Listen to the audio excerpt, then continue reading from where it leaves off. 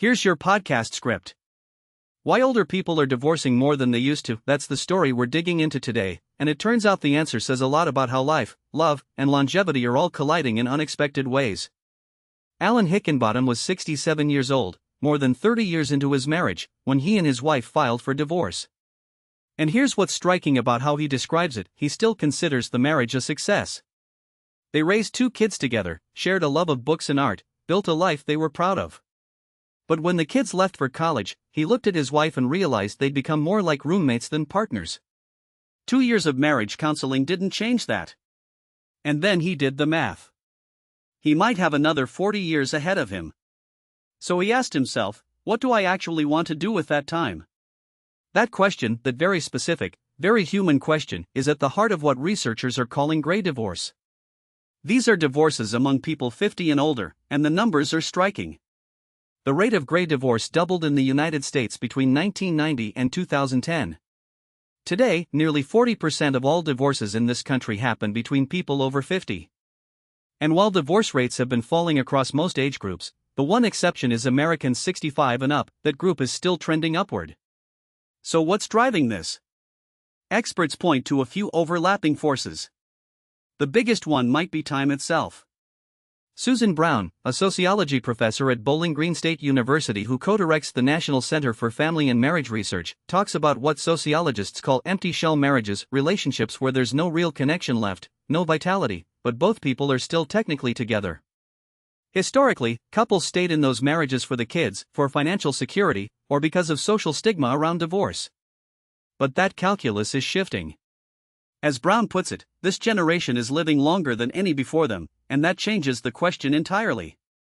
Do you really want to spend the next 2 or 3 decades in a marriage that isn't meaningful anymore? Justin Garcia, the executive director of the Kinsey Institute, frames it in evolutionary terms. He points out that as a species, we're in longer relationships than our ancestors ever were. Lifelong monogamy once meant a few decades. Now there are couples who've been together 50, 60, even 70 plus years. That, he says, is evolutionarily unprecedented. We simply don't have a great template for it. And layered on top of all of that is a cultural shift in what marriage is even supposed to be.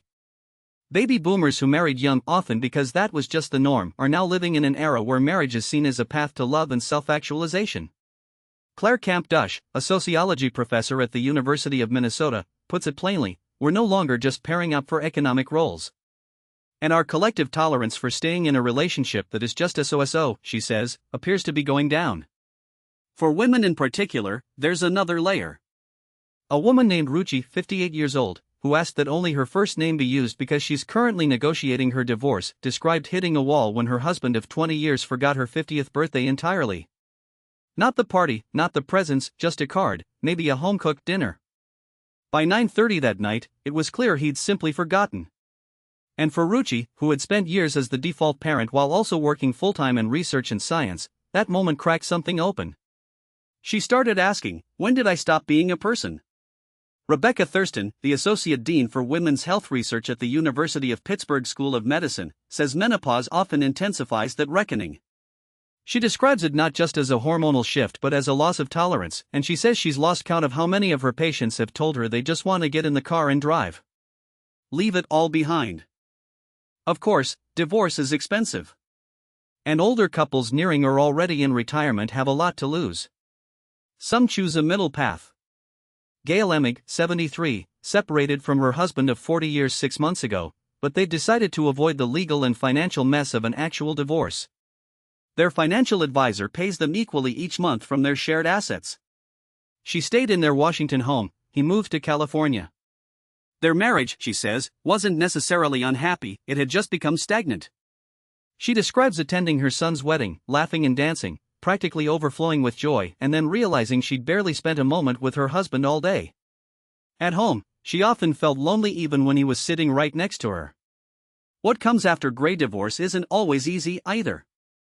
Research shows older adults tend to take a bigger financial and psychological hit than younger divorcees, and recovery takes longer. Men are more likely to repartner, partly because women outlive them and the pool of available partners shrinks. Women, meanwhile, tend to be less interested in remarrying, though online dating has at least expanded what feels possible. A 2023 Pew Research Center report found that 14% of Americans in their 60s have used a dating app, as have 12% of those 70 and older. Alan Hickenbottom dated widely after his divorce before meeting his fiancée. He and his ex-wife, he says, remain friendly. Gail Emming says she hasn't been remotely interested in remarrying, but finds deep joy in her female friendships and stays open to romantic connection down the road, craving comfort, laughter, and someone to share things with. And Ruchi says she doesn't know if she'll ever date again, but she doesn't feel like she needs to in order to feel whole. She's been saying yes to work trips she used to pass up. She's cooking spicier food again, food her husband never liked, and she says that small act feels enormous. The story of Grey divorce isn't really about failure, it's about people renegotiating what the rest of their lives can look like, and deciding, sometimes for the very first time, to put that question front and center. That's the story for today, thanks for listening.